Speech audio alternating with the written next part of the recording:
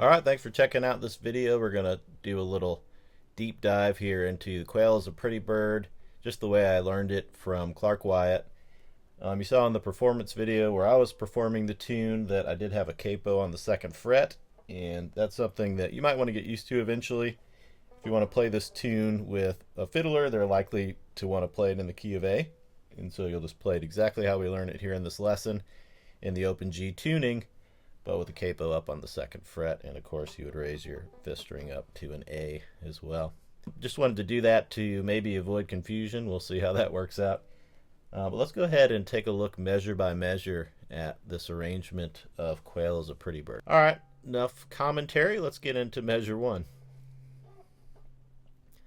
You notice we have a couple pickup notes right before the measure, so we'll play those as well as measure 1. It'll look and sound like this. Do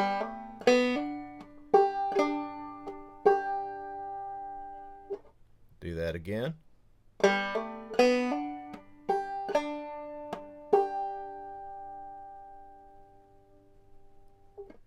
Now, of course, those X's that you see on the tablature, those just indicate what I call a phantom stroke, and you can tell by watching the video how that translates to the playing.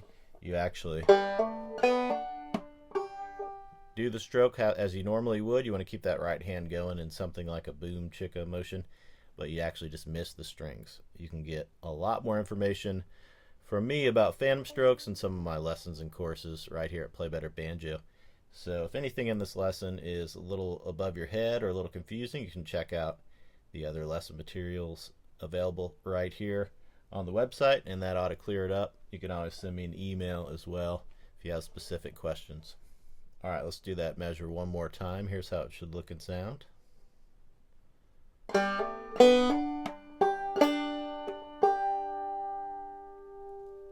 And to be a little more appropriate, I should change the fingering, because this is how I usually play it, with the 2nd finger playing the 2nd fret on the 3rd string, and the 3rd finger playing that 3rd fret note. Being up here in this first position helps for the next measure. It puts us in the right position. Let's take a look at that next measure.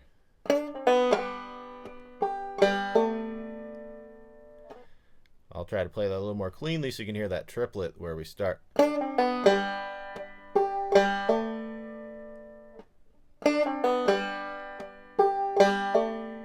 triplet, of course, is squeezing 3 notes into the space of 1 beat.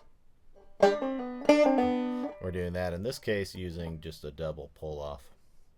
Let's take a look at the next measure. I think we spent enough time there, so let's go to measure 1 on the 2nd line. Bunch of pull-offs and hammer-ons here with a little phantom stroke thrown in.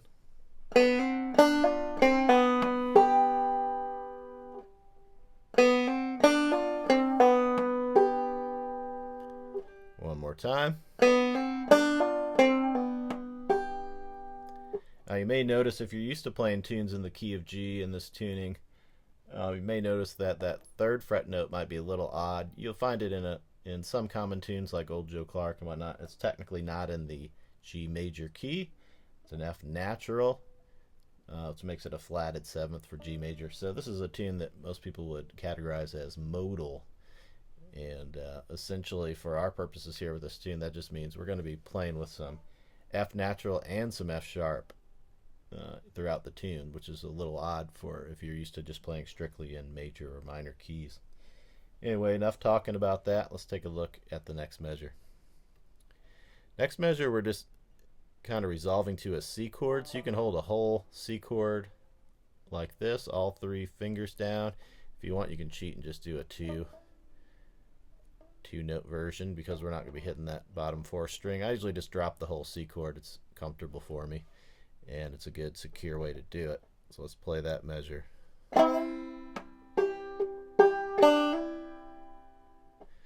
And I'll amend a couple things I did there.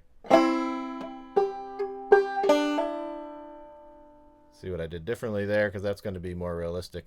So I got the brush, chicka, chicka with the phantom strokes, and then I'm going to shift and use my 1st finger for that hammer on, which is going to lead us into the next measure more properly. One more time on that measure.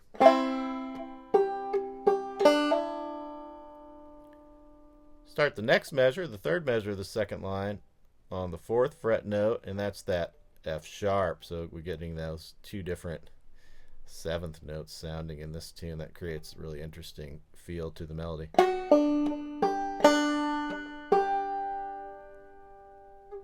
Do that again for you.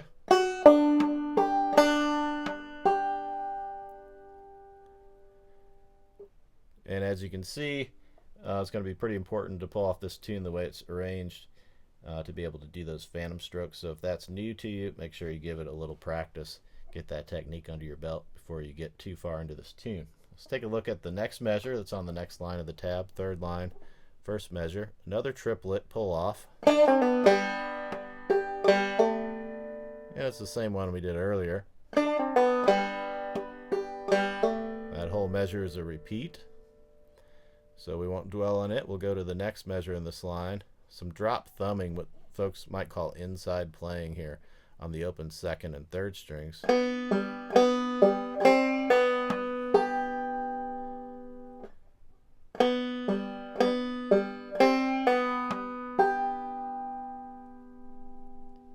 And then the third measure, this is our first ending.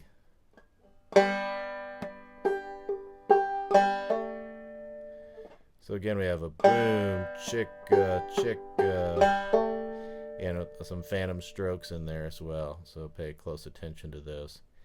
Now, of course, our first ending, those last two notes are just the pickups. They're going to take us back. We're going to follow that repeat sign. It's going to take us back to the beginning of the part. Play that as we just did all the way through again. And then when we get to that first ending, we'll skip it, play the second ending. Let's take a look at that second ending. That's the third measure, or I'm sorry, the fourth measure on this third line. We're going to start out the same, and then we're going to get into this. So let me do that for you more cohesively. And those last two notes, that drop thumb there, those two notes are leading us into this B part. This B part is pretty fun. If you watched me learning this from Clarke, you saw that even with a little editing of the video, it took me quite a while to pick up on this kind of running phrase. It's a bit of a run-on sentence. It's got a lot of drop thumb and a few variations in there. So if you have similar difficulty learning this, just take your time, break it into pieces like we're doing right now. Learn each piece nice and solidly, and then move on to the next, and then put them all together. You'll get it eventually, and then it's a lot of fun to play. Let's take a look at the first measure of the B part. So we already started with these two notes in the previous second ending measure. So now we'll move to the first measure on the fourth line of the tab.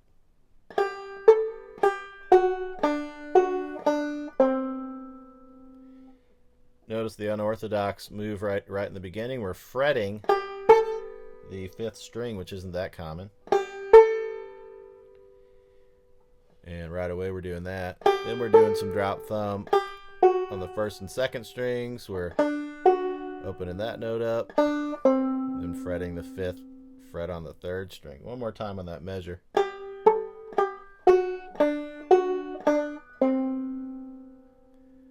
A lot of drop thumbing here, so keep that in mind and take your time learning this. Next measure.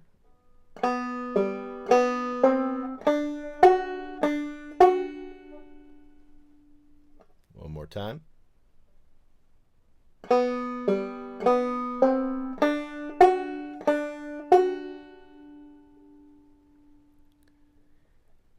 Take a look at the third measure here. It starts out similar to the first measure of the B part, but quickly changes.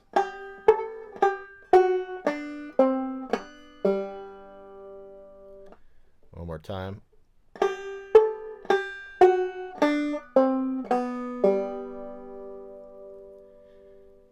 Let's take a look at the next measure, the first measure on the second to last line of the tab. We're going to start with the C chord up here. You might notice when I perform this, I played this part a little differently. I'll show you that variation here in just a second. But let's play this measure as written in the tab first. First measure, second to last line.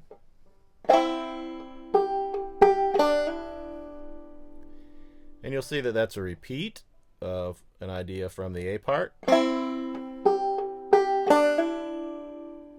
And actually, all the rest of this part, all the remaining measures are all repeats. We end the whole second half of the B part the same way we ended that A part.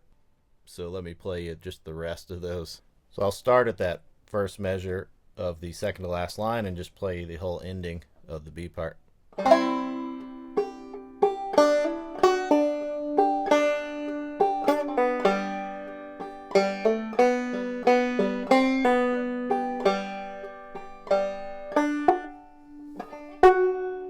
Missed that there a little bit. So you see that just takes us, that's the first ending. So we have that little pickup, takes us back to the repeat sign. We repeat that whole B part. And then the second time through, we hit that second ending. Sounds like this, the last measure of the tune. Again, those last two notes are just pickups. They'll take us back to the A part. So if you're ending the whole tune, you wouldn't necessarily play those pickup notes at the end. So that's the whole tune measure by measure. Not a super long tune, but definitely some challenging techniques in there.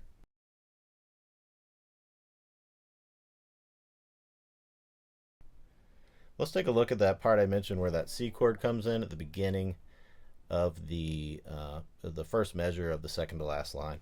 We get there out of this long double thumb, drop thumb lick.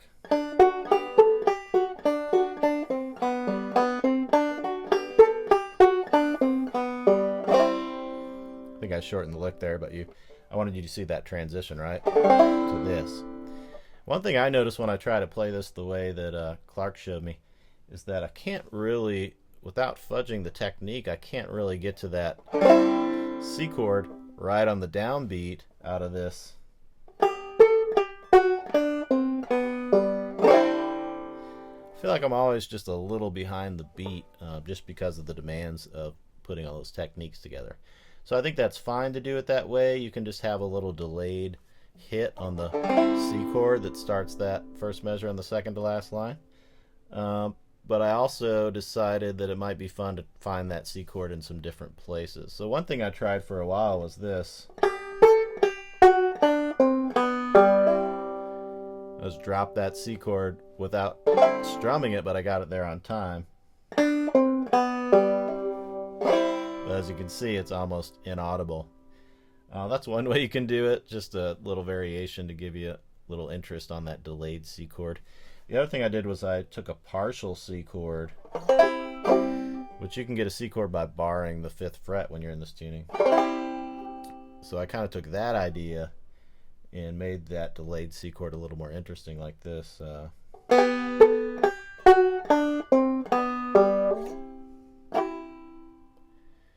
And again, it's pretty inaudible, but it's just an interesting thing to do. And I thought some of you are going to watch that performance video and notice that I'm sliding up there, and that's not in the tab, and that wasn't the exact way that Mr. Wyatt showed it to me. So I just thought I'd explain that. Take that as you will. You can do what you want with those variations there. They might edify you a little bit on some different options. If it's not making sense or it's not appealing to you, then just ignore that. You do have now a measure by measure breakdown and a nice arrangement for the Quail as a pretty bird. Let me play you the whole thing nice and slowly, just the way it's written in the tab.